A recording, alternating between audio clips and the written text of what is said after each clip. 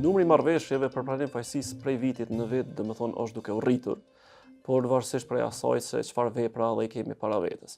Unë mendoj që Prokuria Themelore në Prizren ka arritur tani më diku rreth 20% të lëndëve të përfundojnë me marrëveshje për pranim fajësisë, që është numër i kënaqshëm duke marrë parasysh edhe vitet paraprake. Mirë, po neve me një farë mënyrë na determinon marrëveshjet për pranim fajësisë edhe politika ndëshkimore që aplikon gjykata. Sepse jo çdo herë palët pranojnë të hyjnë marrëveshje për pranim fajësisë, kur ka raste kur ata e zgjedhin sepse mbrojtësit e tyre e dinë çfarë politike ndëshkimore aplikohet në gjykatë dhe zgjedhin që të shkojnë në gjykatë sepse shpeshherë kalojnë më lehtë në gjykatë sesa të hyjnë negocim për marrëveshje pranimit fajësisë. Kryesisht ka raste të ndryshme, duke u nisë prej veprave më të lehta, prej lëndimeve, rrezikimit të trafikut publik deri te narkotik, që te narkotik duket që kemi paksa pengesa marrëveshje për pranim fajësisë sepse numri është i vogël.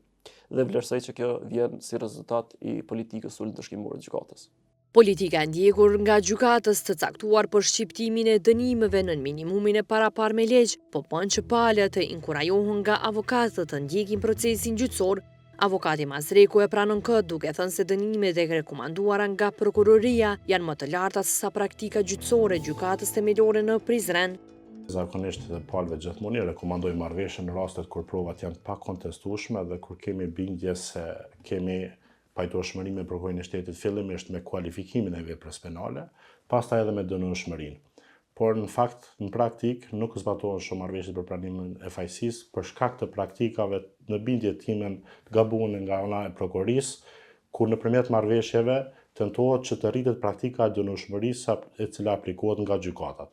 Pra, ofrimi i dënimit lidhur me palët në rastet konkrete janë më të larta dënimet nga ana e prokurorisë që ofrohen sesa nga dënueshmëria që palët rrezikohen nga ana e gjykatës.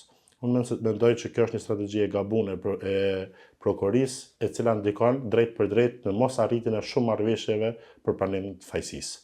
Andaj në të gjitha rastet ku ka prova pa kontestueshme dhe kur ne jemi të bindur që dënimi i cili i rekomandohet nga ana e prokurorisë është i përshtatshëm për palët, ne e rekomandojmë. Keni pasur raste kur avokatët i keni dëgjuar apo u kanë thënë se decidisht qoftë edhe juve se nuk u rekomandojnë klientëve të tyre këtë marrëveshje për shkak se më lehtë kalojnë në gjykatë?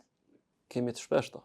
Kjo është edhe arsyeja pse ne nuk arrijmë marrëveshje për pranim fajësisë, po flasim te shitja, sepse marrëveshje për pranim fajësisë tek poseduesit, edhe ne jemi më dorëlir paksa, sepse dihet që ata janë vetëm posedues dhe kanë për përdorim personal, mirë, po tek ta shitësit nuk kemi shumë raste, kemi pak sepse nuk kemi tolerimin ndaj tyre.